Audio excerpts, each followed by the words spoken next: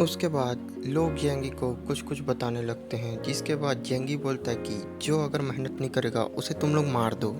और जेंगी बोलता है कि चलो अब सारे बिल्डिंग्स में खाना इक्वली डिस्ट्रीब्यूट होगा। जिसके बाद वो लोगों को खाना फेंक के देता है। और हम देखते हैं कि जेंगी बोलता है कि सबसे पहले तो आज की खुशी इस बात की है कि आज तुम सबको ब्राइट फ्यूचर के लिए खाना मिला है। जिसके बाद सभी लोग जेंगी के लिए फ्यूचर के लिए थैंक्स बोलने लगते। जेंगी बोलता है कि आज के हार्ड वर्क के लिए सब लोग ताली बजाएंगे। और उसके बाद लोग फाइनली अपने घर चले जाते हैं। इधर हम जेंगी को देखते हैं जो कि घर अपने वापस आ जाता है। अब जुओ उससे पूछती है कि खाना रेडी है, तुम कितने बजे खाओगे। जेंगी बात लेने के लिए बाथरूम में आ जाता है। और हम देखते हैं कि जेंगी बोलता है कि जो मेरी बात नहीं मानेगा मैं उन्हें मार दूंगा। हम यहाँ वुल्फ गैंग को देखते हैं जो कि सीक्रेट के लिए फाइट करनी चालू कर देते हैं। हालांकि उनको खाने से मतलब नहीं रहता, उन्हें सिर्फ सीक्रेट से मतलब रहता है। वहाँ खड़े बाकी सब लोग भी सीक्रेट देख के लालच में आ जाते हैं। वुल्फ गैंग का लीडर ये जान जाता है और उन लोगों को भी एक एक सिगरेट दे देता है। और आज की रात उनको बोलता है कि ये सिर्फ पहली बार है, इसके बाद मैं तुम्हें दूसरी सिगरेट नहीं दूंगा। और वो टेंशन में आ जाता है क्योंकि जेंगी से उसकी डील एक दिन में 2 सिगरेट बॉक्स की हुई थी, लेकिन उसका आज ही में एक सिगरेट बॉक्स पूरा ख़त्म हो गया। अब वुल्फ गैंग का लीडर बोलता है चलो आओ खाना को बांट लें। फिर वो कुछ सोचने लगता है कि जेंगी के पास इतना फूड उसे मिल कहाँ से रहा है और वो इतने जल्दी इतने लोगों का फूड ला कहाँ से पा रहा है। खैर मुझे क्या, मुझे तो मेरे सिगरेट से मतलब है। और वो स्मोकिंग करने लगता है। जिसके बाद हम देख सकते हैं काफ़ी परिवार में खुशियाँ छाए रहती है। अब हम देखते हैं कि सभी लोग आज रात खाना पा के खुश रहते हैं। अब अगला दिन निकलता है। जेंगी सुबह उठता है और लोगों को देखता है जो सुबह से ही काम पे आ चुके होते हैं, क्योंकि उन्हें आज भी खाना चाहिए होता है। जो पूछती है कि क्या तुम आज भी बाहर जाओगे, तो जेंगी बोलता है हाँ क्यों नहीं। जिसके बाद हम लोगों को देखते हैं जो इतनी ठंड में भी मेहनत कर रहे होते हैं। जेंगी बिल्डिंग से बाहर आता है। वो अंकल यू को बोलता है कि अंकल यू आप इन पे नज़र रखना, मैं अभी फूड्स लेके आता हूँ। जिसके बाद जेंगी स्नो मोबिल पे लेके निकल जाता है। अब वो वापस आता है और लोगों को फूड देने लगता है बंदूक के दम पे, और बोलता है कि कल मुझे और मेहनत चाहिए, वैसे हो सकता है कि कल खाने की कमी हो। और धीरे धीरे खाना ख़त्म होते जा रहा है। तभी हम देखते कि बिल्डिंग में चीखने चिल्लाने की आवाज़ आ रही होती है। लोग एक दूसरे को बिल्डिंग से धकेल रहे होते हैं और मार रहे होते हैं ताकि उन सभी में खाना इक्वल बढ़ सके। जेंगी का तो प्लान शुरू से यही था। वो अपनी स्नाइपर साफ कर रहा होता है। तभी हमें काफ़ी सारे लोगों की लाश की आवाज़ सुनाई देने लगती है।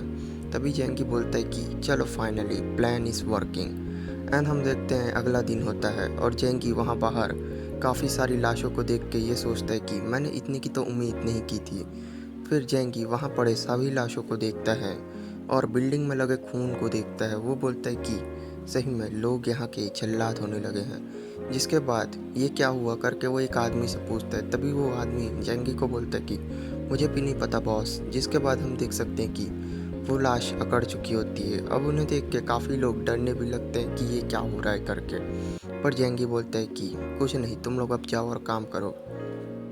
जिसके बाद हम अंकल यू को देखते हैं। अंकल यू बोलते हैं कि जेंगी तुम्हारा प्लान तो काम कर रहा है। जेंगी भी बोलता है हाँ अंकल यू, देखा मैंने आपसे कहा था ना ये प्लान वर्क करेगा। जिसके बाद अंकल यू बोलते हैं हाँ मुझे भी नहीं लगा था, लेकिन ये वर्क कर रहा है। तभी जेंगी बोलता है कि मैं खाना लेके आता हूँ, और ग्रुप बिल्डिंग में बात डाल देता है कि मे बी पॉसिबल आज फूड कम रहेगा। फिर हम अगला दिन देखते हैं और वहाँ जेंगी देखता है कि अब वहाँ 1/4 लोग कम और हो चुके थे। जिसे देख के अंकल यू बोलते कि ये लोग काफ़ी जल्दी जल्दी कम हो रहे हैं, लोग एक दूसरे को बहुत जल्दी ही मार रहे हैं। जिसके बाद हम जेंगी बोलते हैं कि हाँ अंकल यू ये तो सही कहा आपने। जिसके बाद हम देखते हैं कि जेंगी बोलता है अंकल यू आप घबराइए मत, आपको अगर कोई भी प्रॉब्लम हो तो आप मेरे पास आइए। तभी हम देखते हैं बिल्डिंग 19 की और आज जेंगी के पास कुछ और कॉन्ट्रैक्ट्स करने आए रहती है। जिसके बाद जेंगी बोलते हैं तुम्हें क्या डिस्कस करना है।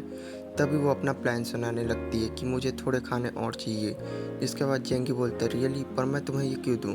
तभी वो कुछ कुछ बहाने मारने लगती है और वो हमारे आदमी मर रहे हैं, तुम्हें हमें थोड़ा तो खाना और आराम करने देना चाहिए। जिसके बाद जेंगी बोलता है कि ये सब तुम्हारी मजबूरी है और तुम इस मजबूरी में हो। जिसके बाद जेंगी उसे बोलता है कि अगर तुम सही बोलूँ तो मैं तुम्हें एक भी फूड सप्लाई एक्स्ट्रा नहीं दे सकता।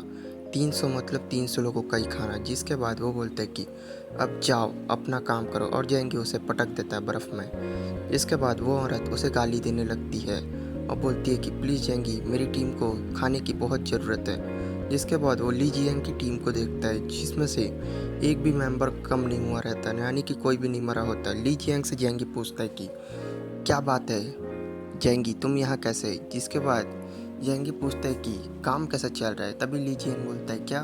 तभी जेंगी बोलता है मैंने पूछा काम कैसा चल रहा है, तुम्हारे लोग फूड के कारण मर भी नहीं रहे हैं, ऐसा कैसे?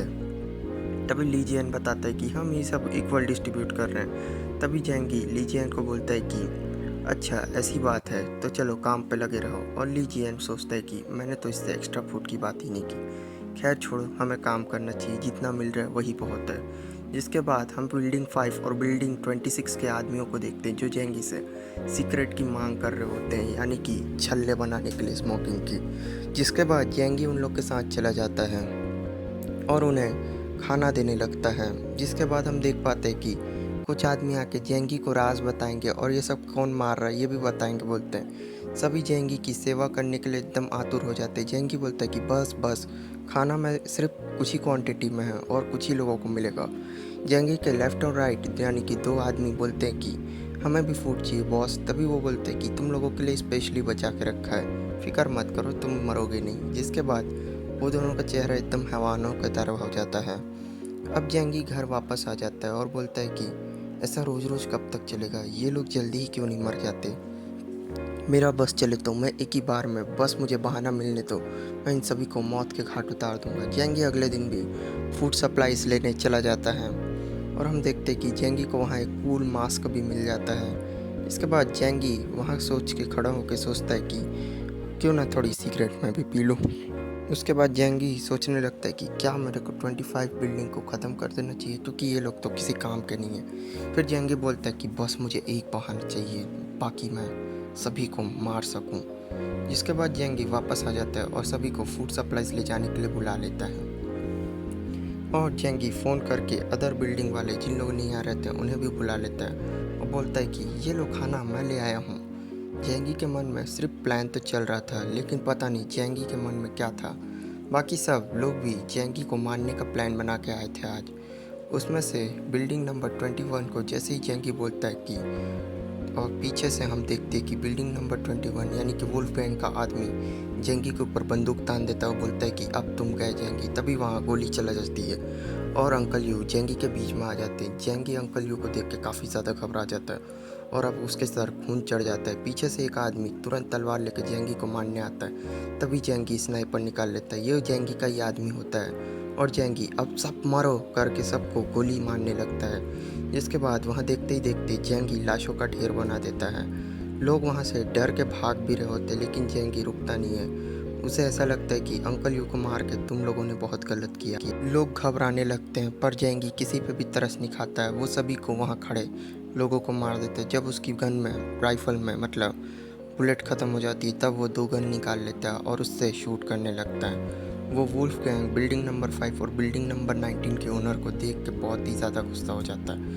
वो बोलता है कि सारा प्लान तो वुल्फ गैंग का था, मैंने क्या किया जेंगी, प्लीज़ मुझ पर विश्वास करो, मेरा इसमें कोई हाथ नहीं है, मेरे 13 बच्चे हैं, तुम उनके बारे में तो सोचो। पर जेंगी किसी के बारे में नहीं सोचता और उसे एक पट्टे से हेडशॉट देता है, जिसके बाद वो मर जाता है। अब बोलता है कि सॉरी बोलने के लिए बहुत देर हो गई थी। जिसके बाद जेंगी वहाँ लाशों का ढेर बना के वापस जाने लगता है। तभी जेंगी को याद आता है अंकल यू की आवाज़ आ रही है। तभी वो अंकल यू के पास आता है, अंकल यू क्या आप जिंदा हो? इसके बाद जेंगी एक इंजेक्शन समन करता है और उसे अंकल यू में लगा देता है। जेंगी जैसे ही अंकल यू को इंजेक्शन लगा रहे होते हैं वहाँ खड़े 2 आदमी उससे जेंगी बोलता है जल्दी आओ मेरी मदद करो। जिसके बाद वो दोनों आदमी बोलते हैं हम अभी आए और वो अंकल यू को एक स्ट्रेचर पर ले जा रहे होते हैं। तभी उसकी चाची देखती है कि अंकल यू बड़े जख्मी हैं। यहीं पास ये पार्ट एंड होता है। एपिसोड पसंद आया हो तो लाइक शेयर सब्सक्राइब सब कर देना।